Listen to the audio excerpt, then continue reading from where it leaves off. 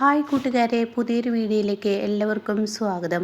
അങ്ങനെ ഇനി അമ്പിളി കാര്യങ്ങളൊക്കെ മാഷിനോട് പറയണം കേട്ടോ. ഇതെല്ലാം കേൾക്കുന്ന മാഷ് പറയാണ്, അമ്പിളി ഇനി ഇവിടെ കിടന്നോട്ടെ. അത് കേൾക്കുന്ന ചീര് പറയണം, ഞങ്ങളെല്ലാവരും നിർബന്ധിച്ചാണ് അങ്ങോട്ടേക്ക് വിട്ടത്. അങ്ങനെ ആ റൂമിലുണ്ടായ സംഭവങ്ങളെല്ലാം വെളിപ്പെടുത്തുന്നു കേട്ടോ. അയാൾ എന്നെ ഉറങ്ങാൻ സമ്മതിച്ചില്ല, എൻ്റെ റൂമിലോട്ട് കയറി വന്ന് എന്നുള്ള വാക്കുകളൊക്കെ ആയിട്ടോ. ഇതൊക്കെ കേൾക്കുന്ന മാഷ് പറയണേ, എൻ്റെ മോൾ ഇനി ഈ റൂമിൽ കിടന്നാൽ മതി. മഞ്ചാട്ടി പറയണേ, ഞാനാണ് പറഞ്ഞു വിട്ടത് എന്ന് പറയണം. നീ അവിടെ കിടന്നോ, എന്തായാലും ഇനി എൻ്റെ മോൾ ഇവിടെ കിടന്നോട്ടെ എന്നും പറഞ്ഞിട്ട് മാഷ് പുറത്തോട്ട് കിടക്കുമ്പോൾ വിനയൻ ഇങ്ങനെ എത്തി നോക്കണേ കേട്ടോ, എന്താണ് ഇവിടെ സംഭവിക്കുന്നതെന്ന് അറിയാൻ വേണ്ടി.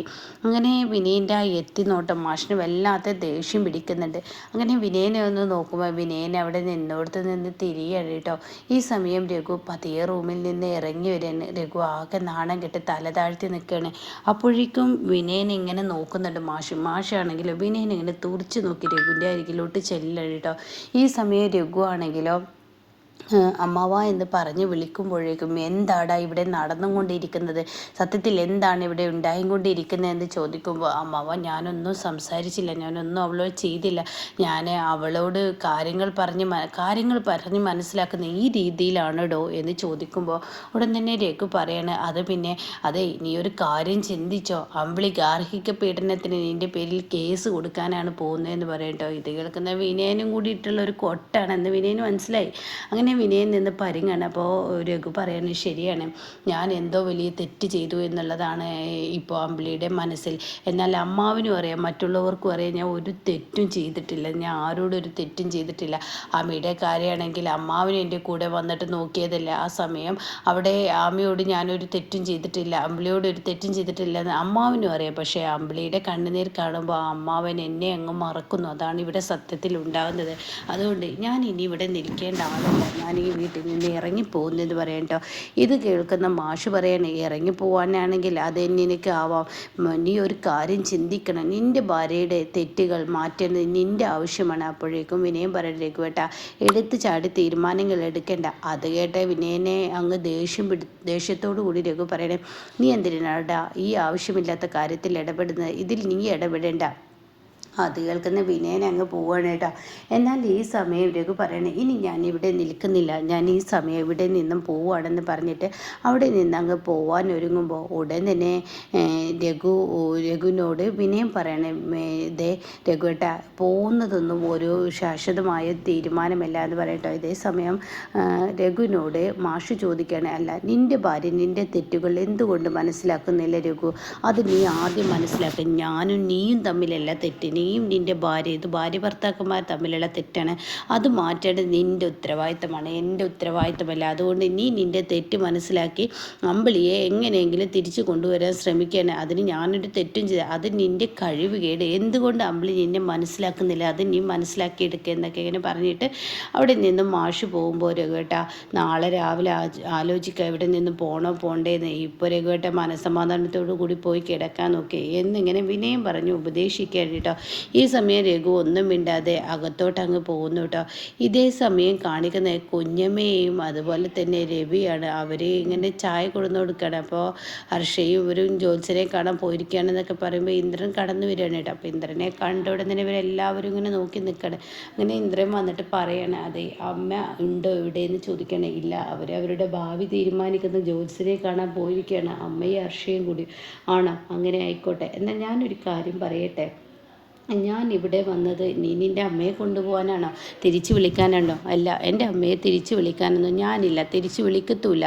ഞാനൊരു കാര്യം പറയാം, എൻ്റെ അമ്മയ്ക്ക് വീട്ടിലോട്ട് വീണ്ടും കയറി വരാനുള്ള ഒരു അവസരം വന്നെത്തിച്ചേർന്നിട്ടുണ്ട്. എൻ്റെ കുഞ്ഞിൻ്റെ ബർത്ത്ഡേ വേണമെങ്കിൽ എൻ്റെ അമ്മയ്ക്ക് ആ ബർത്ത്ഡേയുടെ പേരും പറഞ്ഞ് എൻ്റെ കുഞ്ഞിൻ്റെ ബർത്ത്ഡേ എല്ലാ പ്രാവശ്യം അമ്പലത്തിൽ അമ്മയാണ് കൊണ്ടുപോകാറുള്ളത്. അപ്പോൾ അമ്മയ്ക്ക് വേണമെങ്കിൽ എൻ്റെ കുഞ്ഞിൻ്റെ പേരും പറഞ്ഞിട്ട് ആ വീട്ടിലോട്ട് തിരികെ വരാം, അത് നല്ലൊരു ചാൻസാണ്, ഇത് പറയാനും കൂടിയാണ്. അപ്പോൾ ഇന്ദ്ര നീ നിൻ്റെ അമ്മയെ വിളിക്കുന്നില്ലേ? ഇല്ല, ഞാൻ വിളിക്കുന്നില്ല. അത് കേൾക്കുന്ന കുഞ്ഞമ്മ പറയണേ, എൻ്റെ ഇന്ദ്ര നീ ഒരു കാര്യം ചിന്തിക്കുക, നിൻ്റെ അമ്മ നീ വിളിച്ചാലൊന്നും വരത്തില്ല, നീ വിളിക്കണം. എങ്ങനെ എൻ്റെ കുഞ്ഞിൻ്റെ ബർത്ത്ഡേ ആണെന്നൊക്കെ പറഞ്ഞ് താന്നു കൂന്ന് നീ നിൻ്റെ അമ്മയുടെ കാല് പിടിക്കുന്ന വിധത്തിൽ സംസാരിക്കുകയാണെങ്കിൽ നിൻ്റെ അമ്മ നിൻ്റെ അരികിലോട്ട് എത്തുമെന്ന് പറയട്ടോ. ഇത് കേൾക്കുന്ന ഇന്ദ്രൻ പറയണേ, ഞാനൊരു ചാൻസ് ഉണ്ട് എന്നാണ് പറഞ്ഞത് എൻ്റെ വീട്ടിലോട്ട്, അവർക്ക് വേണമെങ്കിൽ കയറി വരാമെന്ന് പറഞ്ഞിട്ട് പോവാണ് കേട്ടോ. ഇതേ സമയം ഇതൊക്കെ കേട്ട് അന്തം വിട്ട് നിൽക്കുക. അപ്പോൾ കുഞ്ഞമ്മ പറയണേ, എന്ത് നല്ലൊരു ചെക്കനാണ് ഈ ഇന്ദ്രൻ. അവൻ്റെ പെറ്റമ്മയെ അവൻ്റെ അമ്മയെ എന്തുമാത്രം സ്നേഹിക്കുന്നു, എന്ത് പാവത്തിൻ്റെ പരീക്ഷണങ്ങൾ ആലോചിച്ച് നോക്ക്. സുശീല ആ ചെറുക്കൻ്റെ മൂല്യം മനസ്സിലാക്കുന്നില്ല. അതിന് ചില സമയത്ത് ദൈവത്തിൻ്റെ ലീലാവിലാസങ്ങൾ അങ്ങനെയാണ്. എത്തിപ്പെടേണ്ട കൈകളിലല്ലല്ലോ, സുശീലയുടെ കൈകളിലാണ് ഇന്ദ്രൻ എത്തിപ്പെട്ട കൈകളിൽ നല്ലൊരു അമ്മയുടെ കൈകളിൽ എത്തിപ്പെടുകയാണെങ്കിൽ എന്നൊക്കെ പറഞ്ഞ് സംസാരിക്കുമ്പോൾ അവിടെ പെട്ടെന്ന് ഇരവിയുടെ കിളി പോവുകയാണ്. ഈ സമയം ഇത് പറഞ്ഞ് കുഞ്ഞമ്മ അങ്ങ് പോകുമ്പോൾ കുഞ്ഞമ്മ അവിടെ നിന്ന് നിന്നേ. കുഞ്ഞമ്മ ഇപ്പോൾ പറഞ്ഞതെന്താ? അപ്പോൾ കുഞ്ഞമ്മയുടെ മുഖത്തൊരു പരിഭ്രാന്തി ഉണ്ട് കേട്ടോ. അപ്പോൾ കുഞ്ഞമ്മ പെട്ടെന്ന് മുഖം തിരിക്കുകയാണ്.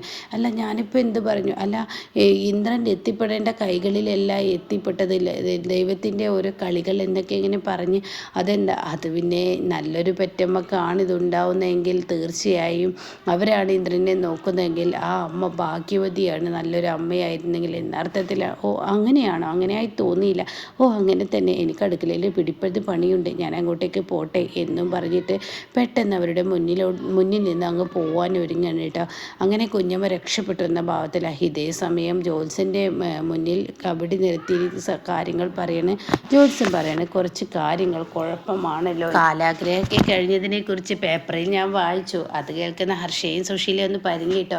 എന്തായാലും നിങ്ങളുടെ സമയം ശരിയല്ല, അപ്പം കണ്ടക ശനിയാണ്, അതുകൊണ്ട് കൊണ്ടേ പോവുള്ളൂ. അതുകൊണ്ട് ഞാനൊരു കാര്യം പറയാം, നിങ്ങൾക്ക് വനവാസം, അതുപോലെ തന്നെ എന്താ പറയുക, നിങ്ങൾക്ക് ഭിക്ഷാടനം, അങ്ങനെ പലതും. അയ്യോയ്യോ എന്താ ഈ പറയുന്നത്? വീണ്ടും ഒരു ജയിൽവാസമുണ്ട്. അത് കേൾക്കുന്ന സുശീലക്ക് പരിഭ്രാന്തിയായി കേട്ടോ. ഈശ്വര, ഞാൻ എന്തൊക്കെയാണ് ഈ കേൾക്കുന്നത്? ഈശ്വര, ഇതൊന്നും എന്നെ ഭയപ്പെടുത്തുന്ന എന്ന രീതിയിൽ സുശീല ഇങ്ങനെ ജോത്സ്യനോട് ചോദിക്കുകയാണ്. എന്താ അപ്പം പറഞ്ഞു വരുന്നത്?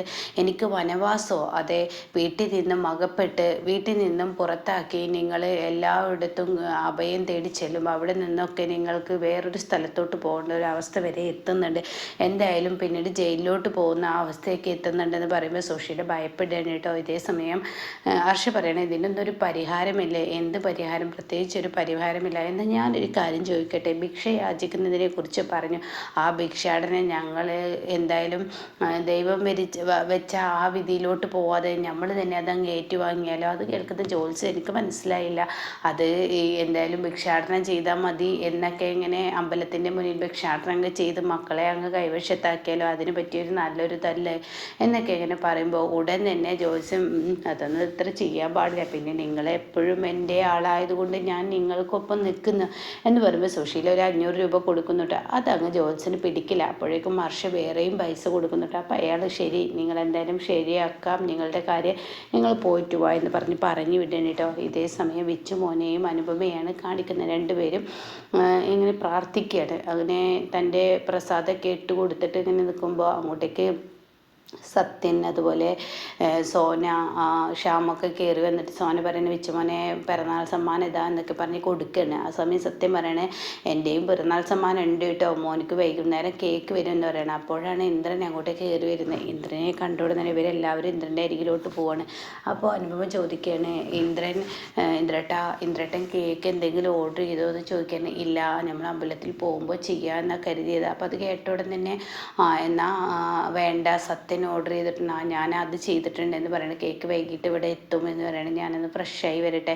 അപ്പോഴേക്കും ശ്യാമ ചോദിക്കുകയാണ്, ഇന്ദ്രേട്ടാ അമ്മയെക്കുറിച്ച് എന്തെങ്കിലും ഒരു വിവരം അറിഞ്ഞോ എന്ന് ചോദിക്കുകയാണ്. അപ്പോൾ ഇന്ദ്രൻ പറയണേ, ഇല്ല, ഒന്നും അറിഞ്ഞിട്ടില്ല, എവിടെയാണ് എന്താണെന്നൊന്നും അറിയത്തില്ല എന്ന് പറയട്ടോ. ഇതേ സമയം ഇവരെല്ലാവരും തൻ്റെ അമ്മയെക്കുറിച്ച് എന്താണ് എന്നറിയാൻ വേണ്ടി ഇങ്ങനെ നിൽക്കുകയാണ്. അപ്പോൾ ഇനിയിപ്പോൾ ഇന്ദ്രേട്ടൻ അവരെ വിളിക്കുന്നുണ്ട് എന്നുള്ള സംസാര വിഷയമൊക്കെ ആവുകയാണ് കേട്ടോ. ആ സമയം ഇന്ദ്രൻ ഞാനൊന്ന് ഫ്രഷായി വരട്ടെ എന്ന് പറഞ്ഞിട്ട് ഇന്ദ്രൻ പോവാണ്. എന്നാൽ മറ്റുള്ള മക്കളിൽ ടെൻഷൻ ഉണ്ടാക്കുകയാണ് കേട്ടോ. അപ്പോൾ ഇന്ദ്രൻ സുശീലയുടെ മകനല്ല എന്നുള്ള സത്യം ഇനി പതിയെ വെളിയിൽ വരുന്നു കേട്ടോ.